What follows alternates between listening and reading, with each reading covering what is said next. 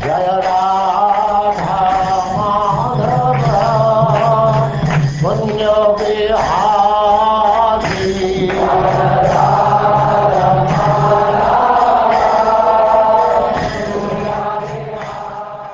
And now chapter 13, the behavior of a perfect person.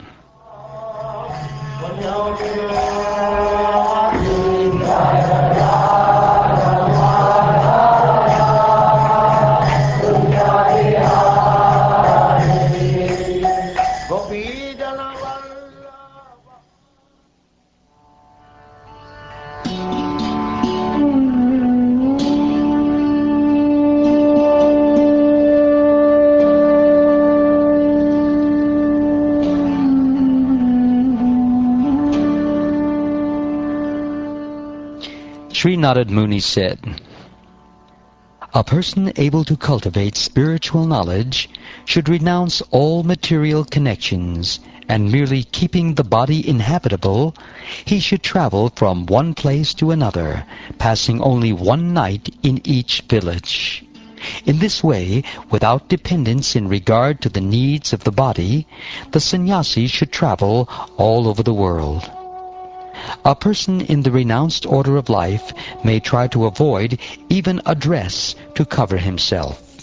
If he wears anything at all, it should be only a loincloth, and when there is no necessity, a sannyasi should not even accept a danda.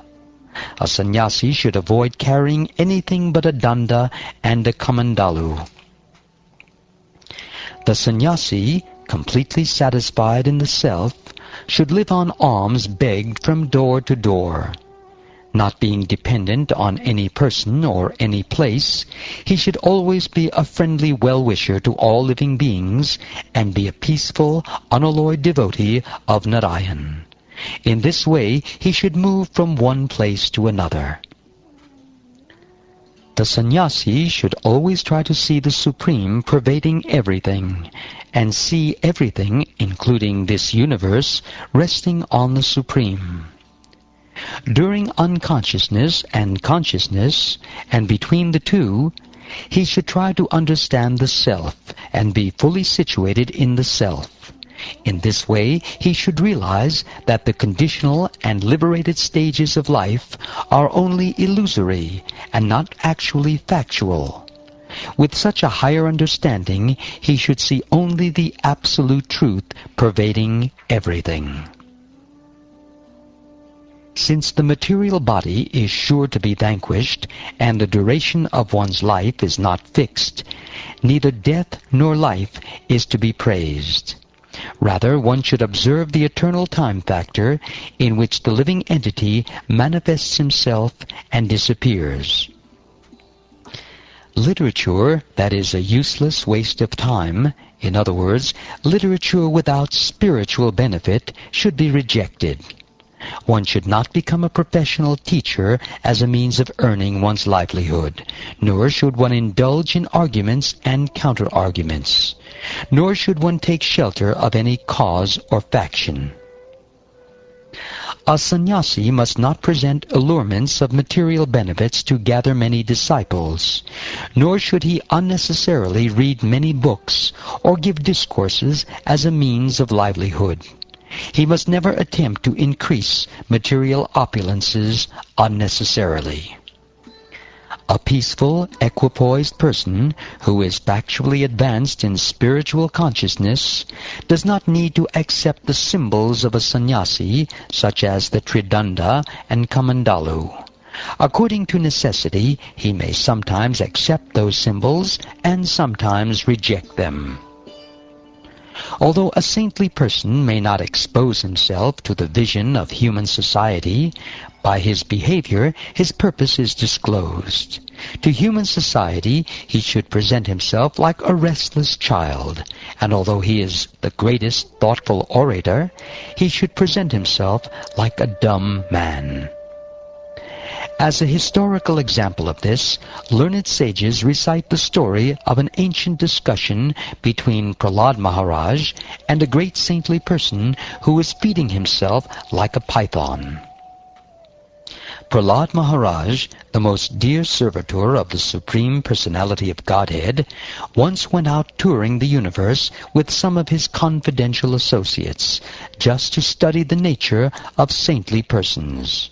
Thus he arrived at the bank of the Kaveri, where there was a mountain known as Sahaya. There he found a great saintly person who was lying on the ground, covered with dirt and dust, but who was deeply spiritually advanced. Neither by that saintly person's activities, by his bodily features, by his words, nor by the symptoms of his varnashram status, could people understand whether he was the same person they had known. The advanced devotee Prahlad Maharaj duly worshipped and offered obeisances to the saintly person who had adopted a python's means of livelihood. After thus worshipping the saintly person and touching his own head to the saint's lotus feet, Prahlad Maharaj, in order to understand him, inquired very submissively as follows. Seeing the saintly person to be quite fat, Prahlad Maharaj said, "My dear sir, you undergo no endeavor to earn your livelihood, but you have a stout body, exactly like that of a materialistic enjoyer. I know that if one is very rich and has nothing to do, he becomes extremely fat by eating and sleeping and performing no work. O Brahman, fully in knowledge of transcendence, you have nothing to do, and therefore you are lying down. It is also understood that you have no money for sense enjoyment. How then has your body become so fat? Under the circumstances, if you do not consider my question impudent, kindly explain how this has happened." Your Honor appears learned, expert, and intelligent in every way. You can speak very well, saying things that are pleasing to the heart. You see that people in general are engaged in fruitive activities, yet you are lying here inactive.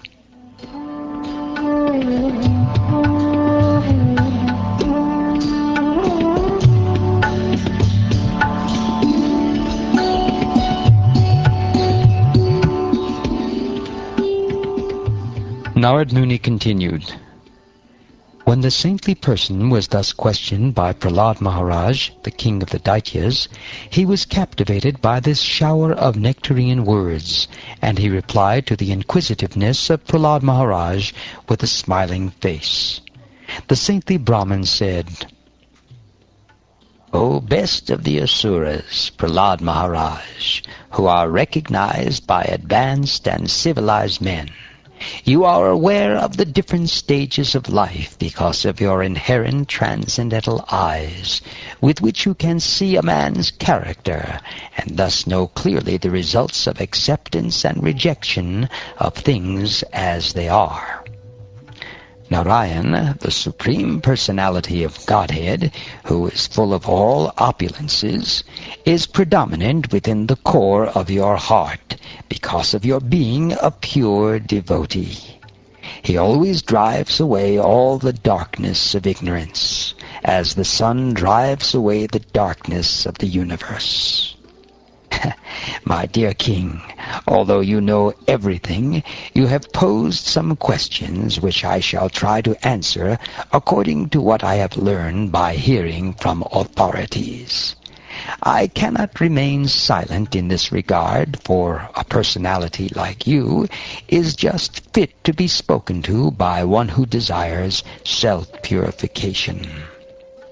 Because of insatiable material desires, I was being carried away by the waves of material nature's laws, and thus I was engaging in different activities, struggling for existence in various forms of life.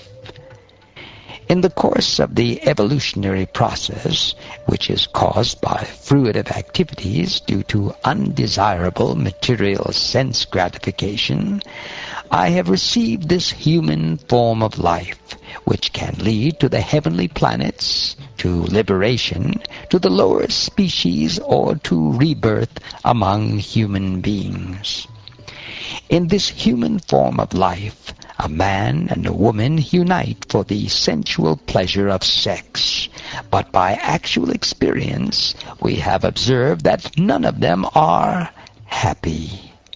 Therefore, seeing the contrary results, I have stopped taking part in materialistic activities. The actual form of life for the living entities is one of spiritual happiness, which is real happiness. This happiness can be achieved only when one stops all materialistic activities. Material sense enjoyment is simply imagination. Therefore, considering this subject matter, I have ceased from all material activities and am lying down here. In this way, the conditioned soul living within the body forgets his self-interest because he identifies himself with the body. Because the body is material, his natural tendency is to be attracted by the varieties of the material world. Thus, the living entity suffers the miseries of material existence. Just as a deer, because of ignorance, cannot see the water within a well covered by grass, but runs after water elsewhere, the living entity, covered by the material body, does not see the happiness within himself, but runs after happiness in the material world. The living entity tries to achieve happiness and rid himself of the causes of distress. But because the various bodies of the living entities are under the full control of material nature, all his plans in different bodies, one after another, are ultimately baffled. Materialistic activities are always mixed with three kinds of miserable conditions: adhyatmika, adidaivika, and adibodhika. Therefore, even if one achieves some success by performing such activities, what is the benefit of this success? One is still subjected to birth, death, old age, disease, and the reactions of his fruitive activities. I am actually seeing how a rich man, who is a victim of his senses, is very greedy to accumulate wealth, and therefore suffers from insomnia due to fear from all sides, despite his wealth and opulence. Those who are considered materially powerful and rich are always full of anxieties because of governmental laws, thieves and rogues, enemies, family members, animals, birds, persons seeking charity, the inevitable time factor, and even their own selves. Thus they are invariably afraid. Those in human society who are intelligent should give up the original cause of lamentation, illusion, fear, anger, attachment, poverty, and unnecessary labor. The original cause of all these is the desire for unnecessary prestige and money. The bee and the python are two excellent spiritual masters who give us exemplary instructions regarding how to be satisfied by collecting only a little, and how to stay in one place and not move. From the bumblebee I have learned to be unattached to accumulating money, for although money is as good as honey, anyone can kill its owner and take it away. I do not endeavor to get anything, but am satisfied with whatever is achieved in its own way. If I do not get anything, I am patient and unagitated, like a python, and lie down in this way for many days. Sometimes I eat a very small quantity, and sometimes a great quantity. Sometimes the food is very palatable, and sometimes it is stale. Sometimes prasad is offered with great respect, and sometimes food is given neglectfully. Sometimes I eat during the day, and sometimes at night. Thus I eat what is easily available. To cover my body, I use whatever is available, whether it be linen, silk, cotton, bark, or deerskin, according to my destiny, and I am fully satisfied and unagitated. Sometimes I lie on the surface of the earth, sometimes on leaves, grass, or stone, sometimes on a pile of ashes, or sometimes, by the will of others, in a palace on a first-class bed with pillows. O my Lord, sometimes I bathe myself very nicely, smear sandalwood pulp all over my body, put on a flower garland, and dress in fine garments and ornaments. Then I travel like a king on the back of an elephant, or on a chariot or horse. Sometimes, however, I travel naked, like a person haunted by a ghost. Different people are of different mentalities. Therefore, it is not my business either to praise them or to blaspheme them. I only desire their welfare, hoping that they will agree to become one with the Supersoul, the Supreme Personality of Godhead, Krishna. The mental concoction of discrimination between good and bad should be accepted as one unit, and then invested in the mind, which should then be invested in the false ego. The false ego should be invested in the total material energy. This is the process of fighting false discrimination. A learned, thoughtful person must realize that material existence is illusion. This is possible only by self-realization. A self-realized person who has actually seen the truth should retire from all material activities, being situated in self-realization. Prahlad Maharaj, you are certainly a self-realized soul and a devotee of the Supreme Lord. You do not care for public opinion or so-called scriptures. For this reason, I have described to you, without hesitation, the history of my self-realization.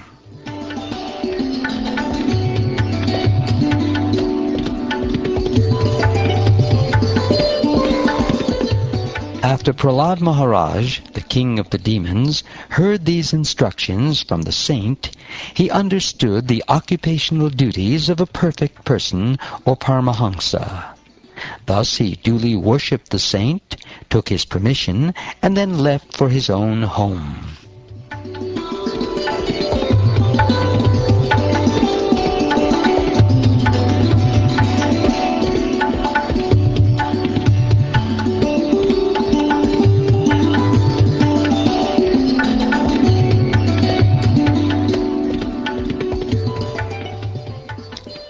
Thus ends the 13th chapter of the 7th canto of the Srimad Bhagavatam, entitled The Behavior of a Perfect Person.